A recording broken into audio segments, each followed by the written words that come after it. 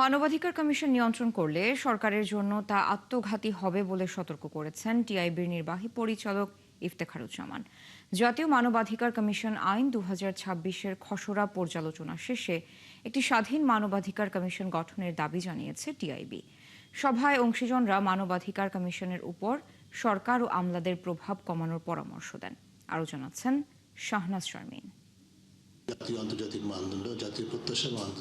জাতীয় মানবাধিকার কমিশন আইন 2026-এর খসড়া পর্যালোচনা করতে ধানমন্ডির মাইডাস সেন্টারে টিআইবির কার্যালয়ে এই পরামর্শ সভা। এতে 19টি সুপারিশ তুলে ধরেন অংশীজনরা। আমরা লক্ষ্য করেছি বাংলাদেশের সবগুলো সরকারি কিন্তু এই প্রতিষ্ঠানটা হয়।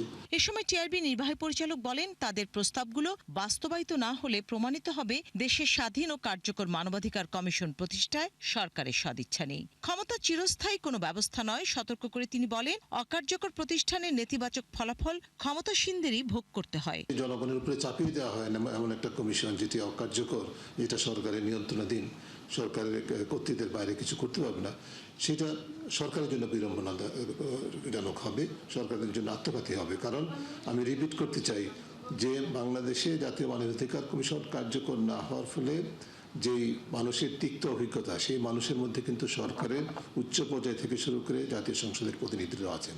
তারা সেই ইতিহাস কেন, সেই অভিজ্ঞতা কেন ভুলে যাবেন? আমরা মনে করি না এটা ভুলে যাবেন। তারা এটা গুরুত্ব সহকারে নেবেন। সেটা যদি ভুলে যান তাহলে এটা বাস্তবতা আমাদেরকে সেটা হয়তো সেই বাস্তবতার মধ্যে থাকতে হবে, কিন্তু আমরা সেটা মেনে নেব না।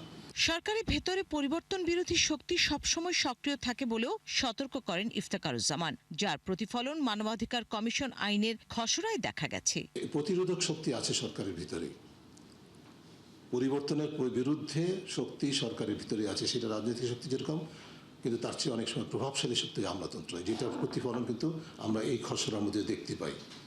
পুরো জিনিসটাকে আপনারা বিশ্লেষণ করেন, যে কোনো একজন সাধারণ চোখে যদি বিশ্লেষণ করেন, পুরো বিষয়টা আসছে আমলাতন্ত্রকে, এবং সেটা পোশাক এবং পোশাকের বাইরে আমলাতন্ত্র অভিযোগ। সাময়িক সুবিধার জন্য এই প্রতিষ্ঠানগুলোকে কেন ধ্বংস করা হয় তা নিয়ে প্রশ্ন তোলেন টিআইবির এই কর্মকর্তা। রাষ্ট্রকে এরকম গণতন্ত্রের থেকে বছরের পর যুগের পর যুগ ধরে পিছনে ঠেলে দেওয়া হয়েছে, এরকম দৃষ্টান্ত পৃথিবীর খুব কম দেশে আছে। শাহনাজ শারমিন, 71, ঢাকা।